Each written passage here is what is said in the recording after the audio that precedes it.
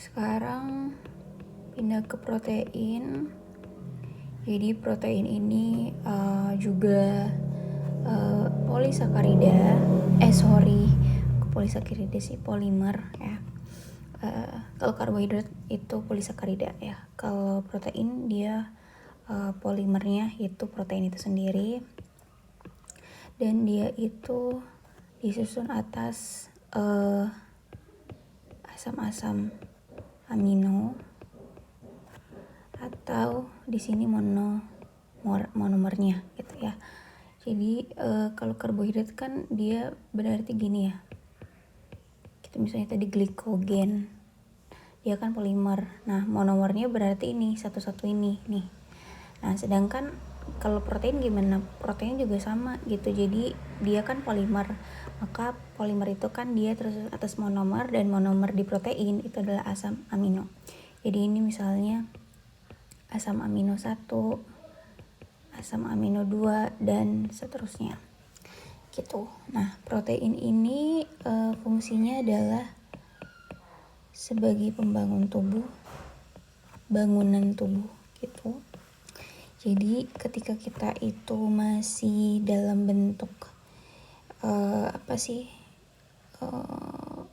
penyatuan antara sel sperma dan sel ovum, terus jadi zigot, terus nanti berkembang jadi blastula dan lain-lain sampai akhirnya jadi individu gitu ya. Nah, ini yang berperan adalah protein. Jadi pembangun tubuh atau ya zat untuk pertumbuhan dan perkembangan.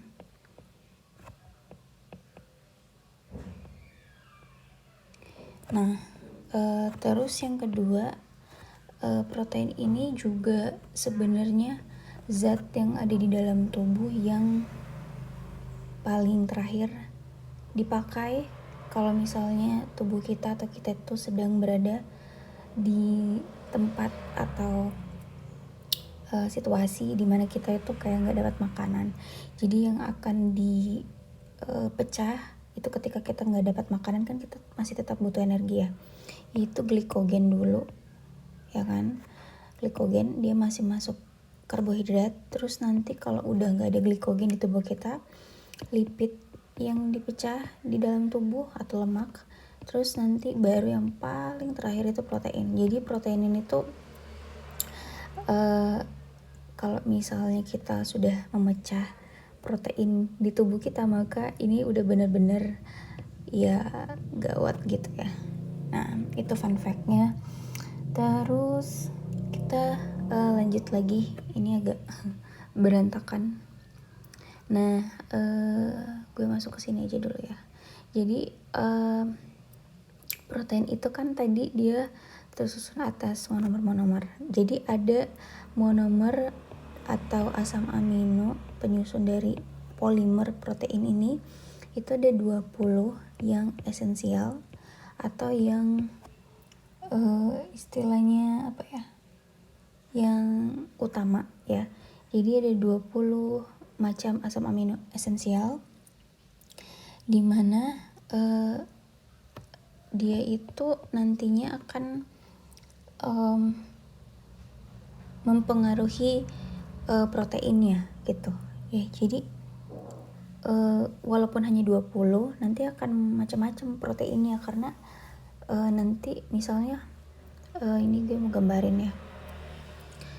Jadi susunan dan jumlah dari asam amino itu akan mempengaruhi proteinnya gitu. Jadi misal ini tuh ada protein A ya, dia susunannya gini, sama gitu ya, sama yang di atas gambarannya.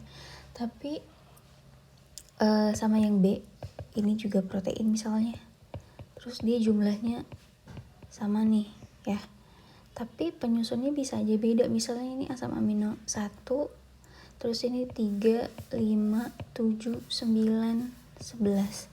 Tapi kalau yang ini misalnya 2, 4, 6, 8, 10, 12 gitu. Ini jumlahnya sama tapi susunannya beda. Terus bisa lagi misalnya A dan B-nya ya dia hanya 3, terus ini dia banyak gitu. Ini bisa aja kayak gini gitu ya, bisa aja ini 1, 3, 5, ini 1, 3, 5, 7 gitu. Jadi walaupun hanya 20 tapi proteinnya yang akan dihasilkan itu beda-beda semua, tergantung dari penyusun dan jumlah dari asam amino yang menyusun protein itu gitu. Nah, kalau masih ingat kan kalau karbohidrat itu dia unsurnya ada karbon, terus ada hidrogen dan ada oksigen kan. Nah, tapi kalau protein dia mirip juga. Ada karbon, ada hidrogen, ada oksigen dan ada nitrogen. Nah, ini tambahannya ya kalau dibandingkan dengan karbohidrat. Jadi gimana caranya kita mau bikin struktur kimia dari protein? Jadi mulai dari karbon dulu. Karbon ini tuh sangat penting untuk semua struktur kimia polimer gitu ya, manapun. Jadi karbon itu kan tangannya 4. Terus nanti ada karbon lagi. Karbon ini, yang ini berikatan dengan O ya, terus berikatan dengan O dan H gitu. Terus yang di bagian kirinya dia berikatan dengan nitrogen dan nitrogen berikatan dengan hidrogen.